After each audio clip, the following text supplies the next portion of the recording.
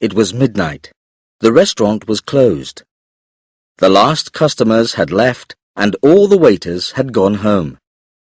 Taro Yamada looked thoughtfully at his row of knives. They shone in the bright lights of the kitchen. He liked to tidy them away at the end of a long day. The knives came in many sizes. They were all extremely sharp.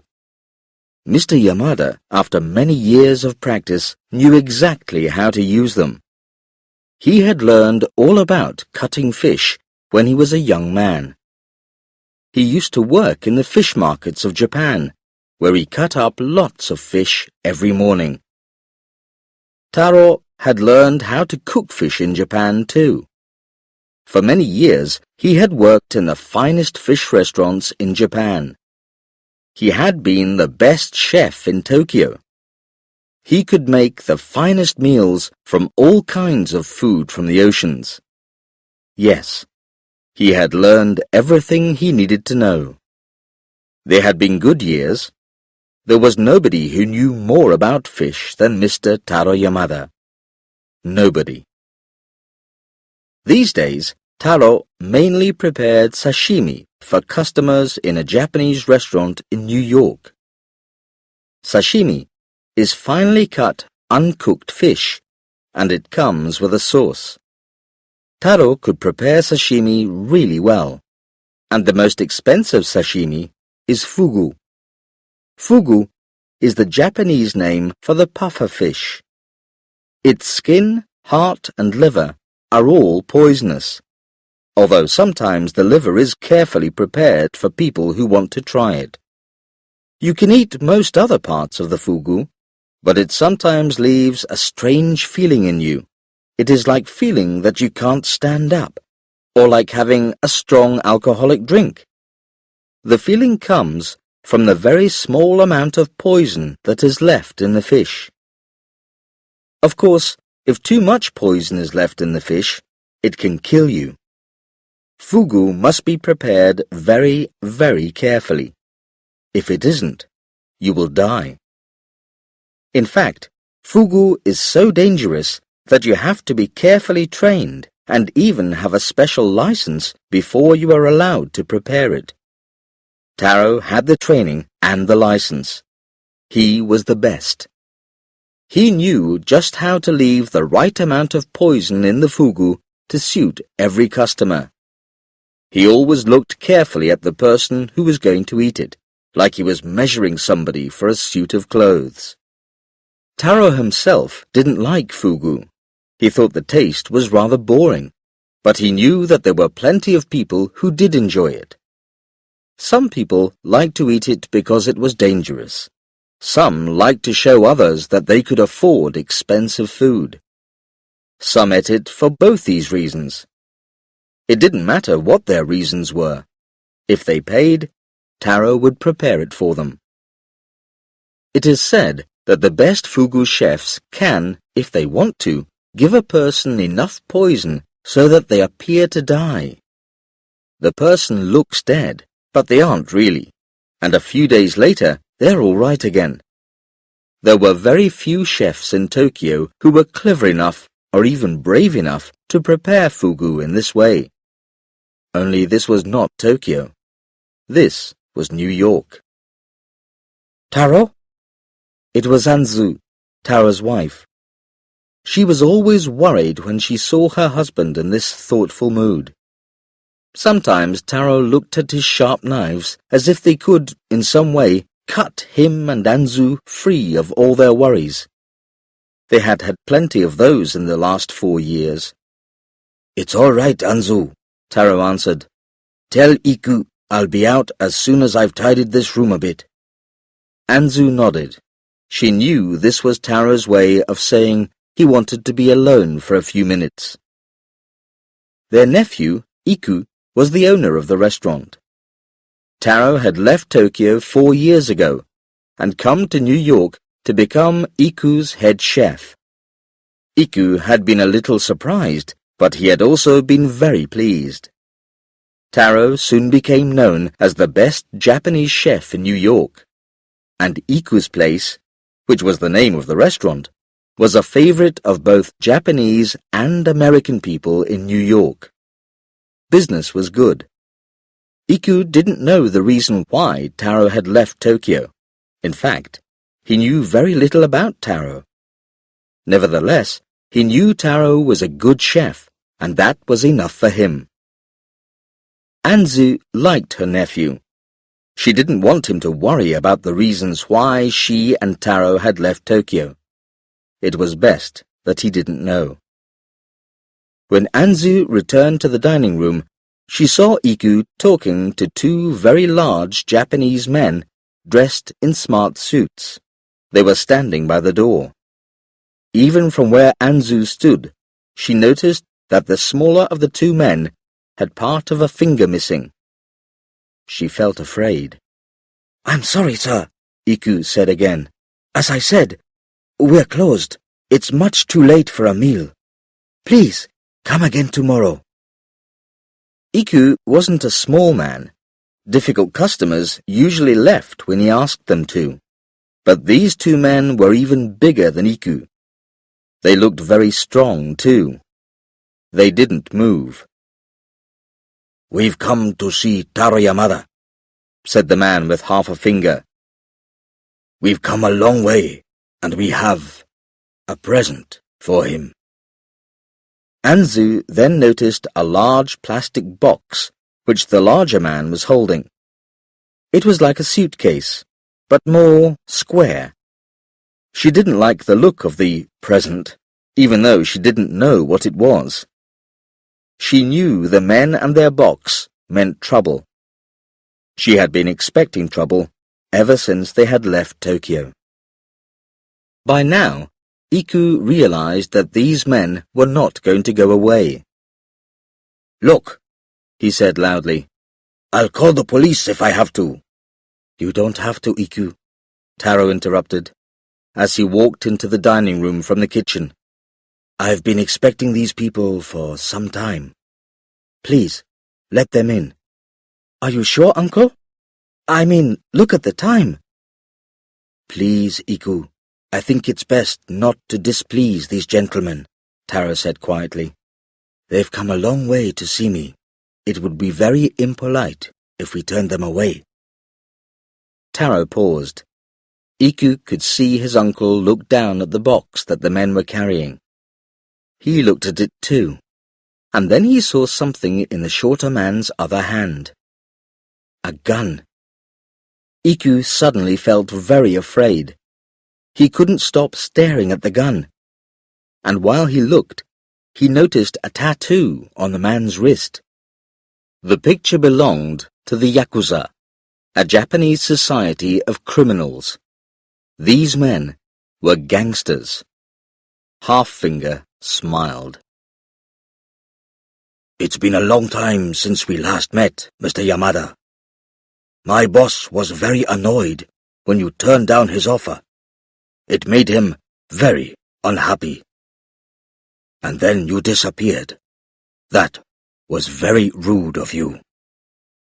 Iku, Taro, and Anzu looked at one another. "Offer?" Iku asked, despite his fear. "What offer, uncle? What do these men want?" "Iku," Taro began, "in Tokyo, people can make a lot of money from restaurants with the best chefs. These men wanted me to work for them in a restaurant of theirs. But I'm an honest man. I refused to work for gangsters. I left Tokyo because I didn't want to work for people like that." "But why did they want you, uncle?" Iku asked. "There are plenty of chefs in Tokyo." "We wanted Taro Yamada," said Halffinger, "because he was the best Fugu chef in the world. At least, that's what my boss said. My boss thinks Fugu is the greatest Japanese food of all. He says Taro Yamada's Fugu is the best. I want Taro Yamada, he says. And what my boss wants, he gets." Taro noticed Halffinger touch the part of his finger that was left as he spoke. He knew that gangsters in the Yakuza had to cut off a finger if they made a mistake or displeased their boss. Half-Finger had to please his boss before he lost another finger, or maybe his life. "Now," Half-Finger said quietly, "you make fugu for us, and we'll see just how good you are." "We don't do real fugu," said Anzu. "We're not allowed to prepare it here. It's too dangerous because of the poison. And we can't get fresh fugu pufferfish here. We have to get them sent to us from Japan." "We know that," Half-Finger said. He made a sign to the bigger man, who then put the plastic box on a table. "Our present, fresh fugu pufferfish, still alive. 2 of them. These are Tora fugu, the best fugu of all." The big man opened the plastic box. It contained, in water, 2 Tora fugu, and they were still very much alive. Tora fugu are considered to be the most poisonous of all the different kinds of fugu. They are also the most valuable. The lips of the 2 fish, Taro noticed, had been sewn closed to stop them biting each other. These men knew what they were doing. "And if I don't want to make fugu for you?" Taro asked. "You have already been rude to us when you refused our first offer," said Half-Finger. "To refuse us again would not be acceptable. I think you understand me. I think all of you do, eh?" Taro knew. Iku and Anzu knew too. If Taro refused to prepare the fish, these men would kill them all. "And if I do it, what then?" Taro asked. "Then you work for us in Tokyo," Half-Finger replied. "My boss wants you as his own private chef. Of course, your wife will come too. Your nephew," he pointed to Iku, "can stay here. I'm sure he can find another chef for his restaurant, and I'm sure he can keep his mouth shut." "Our boss wants us to watch you prepare the fugu and then eat some ourselves," said the other man. "You were once the best. Are you still the best? Or have you forgotten how to prepare Tora fugu? We'll soon find out. If you're not good enough, we'll kill you anyway. So don't try anything stupid." Taro knew he had no choice. He had to prepare fugu for these men. In the kitchen, Half-Finger watched Taro prepare the fish, while the other man watched Anzu and Iku prepare the vegetables. The men's guns were pointing at them all the time. Even Half-Finger could see how good Taro was as he watched him at work. Taro used a special small knife to cut open the fugu while they were still alive. He quickly cut away the parts people didn't eat, putting the liver, which was the most expensive part, to one side. Then he cut the fish into very thin pieces and arranged it on 2 plates with the vegetables, rice, and special sauce. The Yakuza men watched every move.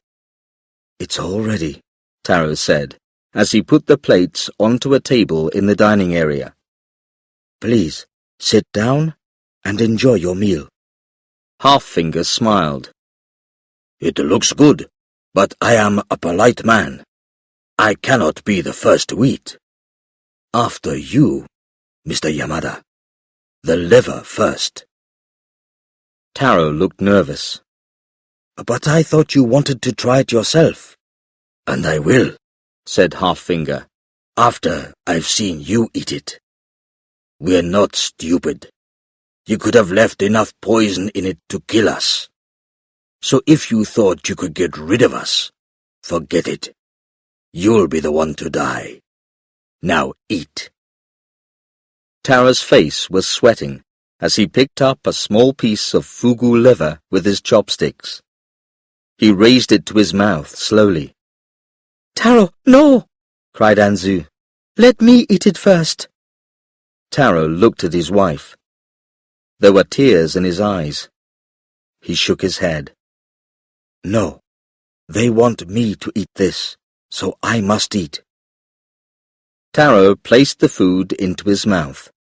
He chewed and then swallowed. He had eaten the fugu. He shut his eyes and opened them again. Nothing happened. The two big men looked as though they had hoped something would happen. "I've heard the poison works quite slowly," said Half-Finger. "Let's wait a bit longer." So they waited and watched as Taro sat quietly eating some vegetables. They watched him for 10 minutes, maybe longer. Then suddenly, Taro started breathing quickly. He put his hands to his throat and fell to the floor. His body shook violently for a few seconds, and then he lay still. Anzu was silent, her eyes open wide. Iku cried, "He's dead! You've killed him!" Half-Finger laughed. "If he's dead, he's killed himself.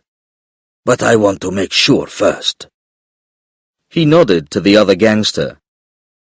The big man bent down and looked closely at Taro's eyes. He turned to Half-Finger and nodded. "The old man is dead," said Half-Finger.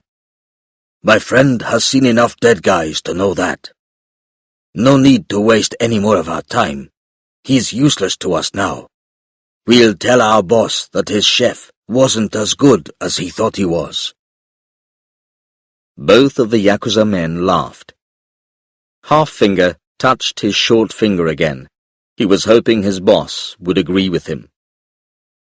Iku felt his mouth go dry. He looked at Taro as he lay on the floor, and tears started falling from his eyes. Anzu began crying loudly as she bent over the still body of her husband. "We're going now. Please, don't call the police or tell anyone about this meeting, or there will be problems for you and your families. Do you understand?" Iku nodded. The two men left and shut the door. A few moments passed, and then Iku asked, "Should I call the police, Auntie?" Anzu lifted up her head, and, to Iku's surprise, she was smiling. "No, Iku, we've got rid of them at last. Now help me carry Taro to her bed. Then we'll call the hospital and wait." "Wait?" Iku cried. "What do you mean?" "I know my husband very well," Anzu said. "He knew exactly what he was doing. Taro is still the best, the very best. We wait."